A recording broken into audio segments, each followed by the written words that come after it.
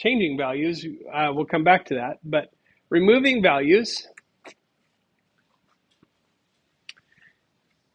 we can use the same two methods. The method and the function that we use with lists work exactly the same way with dictionaries. So pop, but instead of giving it the index here, I'm giving it the key. If whatever I pop gets taken off and put into the variable or returned. If I don't catch it in a variable or do something with it, it just goes away. But it will get removed. It removes the key and the value. That's important to remember. So if I pop something from a dictionary, it removes both the key and the value.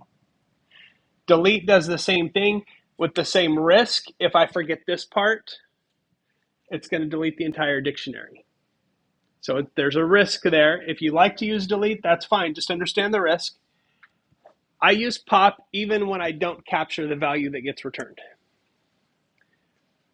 But if I want to pop something here, let's talk about that. So if I say str fired equals demp dot pop, and I'm going to use f name.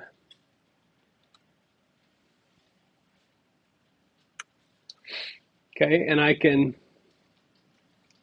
use that in my f string if I want to.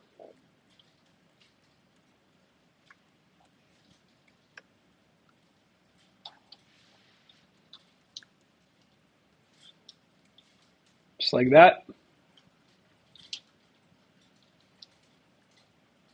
And so when I run that, here actually I'm going to print the dictionary as well so we can see what's left.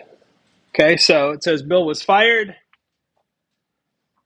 And you can see what's left is the dictionary with that completely removed. The key and the value get removed.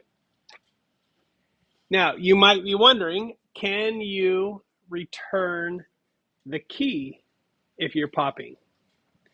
You shouldn't have to, because you just gave it the key right there.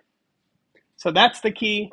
It returns the value. That way you have access to both pairs, both of that pair that gets removed. So that's removing values.